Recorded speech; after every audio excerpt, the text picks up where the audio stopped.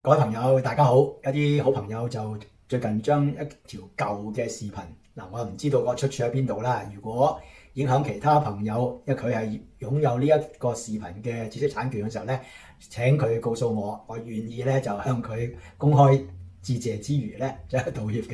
因為最主要咧就係呢個視頻實在太令人哋感覺到有一種感慨萬千嘅睇法。當然啦。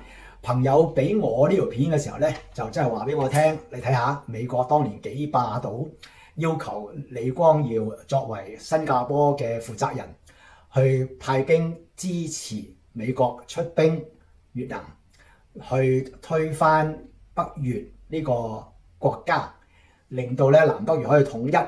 最終美國嘅美夢成空，佢不但止幫唔到南越去推翻北越，反過嚟咧就要響越南撤軍，導致咧北越統一晒整個越南。今時今日係越南共產黨統治越南。咁但係咧一個從來都以雙重標準去睇其他國家嘅美國，對越南共產黨同埋對中國共產黨嘅睇法咧係完全兩回事。咁當然啦，去翻頭先我講李光耀先生接受訪問嘅時候，佢嘅表態，佢話俾美國嘅人士聽，新加坡係一個獨立國家，唔需要聽美國之笛，亦都唔需要靠美國呢個大佬，所以佢唔會派兵。跟住佢又話俾美國人聽，中國絕對唔係東南亞嘅威脅。如果中國真係出兵東南亞嘅時候咧，就係一種侵略嘅行為。佢相信中國唔會咁樣做。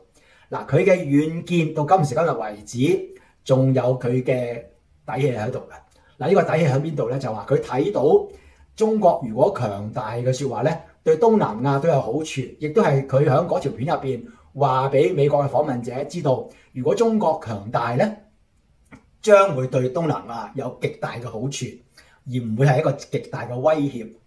個中嘅微言大義有啲咩意思？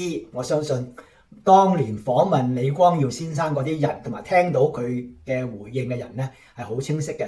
而家嘅美國總統拜登應該都係聽眾之一。點解佢聽不進去咧？我真係唔知啊，我冇辦法代表佢咧，俾個答案大家，咁啊，讓大家去將個答案咧互相去分享一下。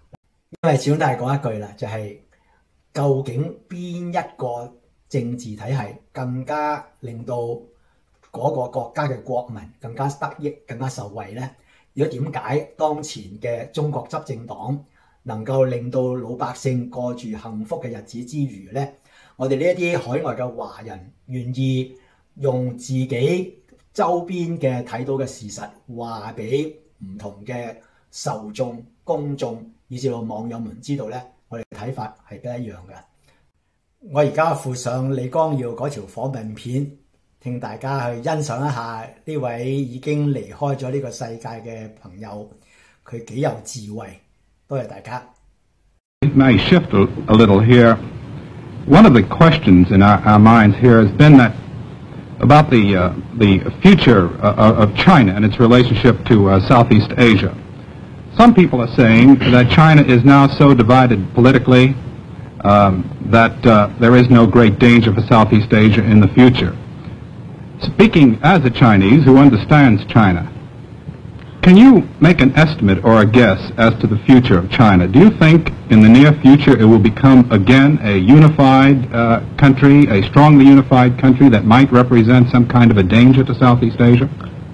First of all, I can't speak as a Chinese because I'm a Singaporean. I'm of Chinese ethnic stock, and I think this is crucial. I mean, if you ask me to speak as a Chinese, as an ethnic Chinese, the Chinese People's Republic in Peking will be, I think, quite rightfully indignant, and so will the other aspirant in Taipei. But speaking as a Singaporean, with some of the built-in memory programming of the Chinese people, I would say that if you believe that the Chinese people will just splinter up into so many warlord communist committees, each governing a province or even part of a province, then you will make one of the gravest mistakes about Asia.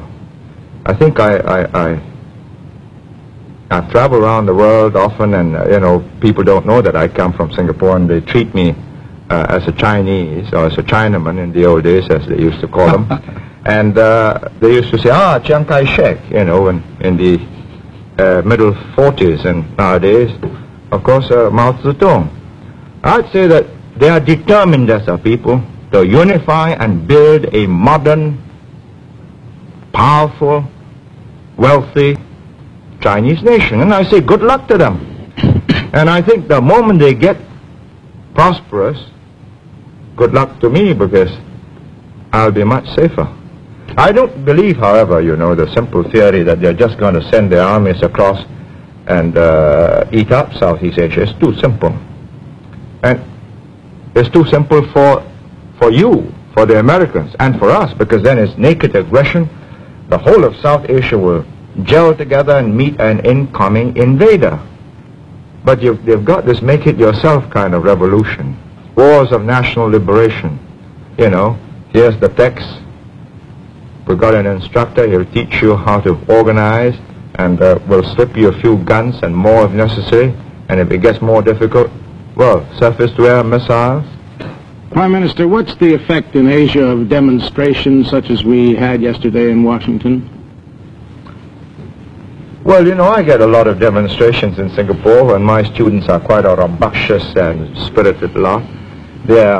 And I think they ought to be, otherwise I think there's very little future for Singapore. It's a young community, and the young must be idealistic. The young must believe that the world should be more just, and there should be more moral rectitude in the behavior of their leaders, and they protest often in more than just a peaceful manner, because the communists slip into my demonstrations, and you know, windows got broken so often, and cars get overturned. But at the end of the day, I think decisions have got to be made by adults, not teenagers. But it's got to be made in such a way that when the teenagers become adults and they look back on these decisions, they would be proud of the generation that went before them.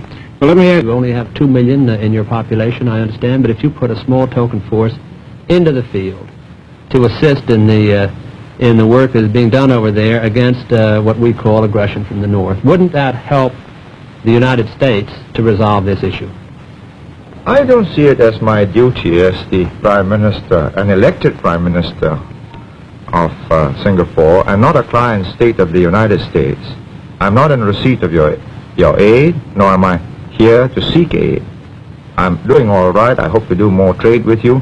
And I don't think it is the duty of the elected representative, leader of Singapore, to go and involve his country in a situation which can end disastrously for his whole people.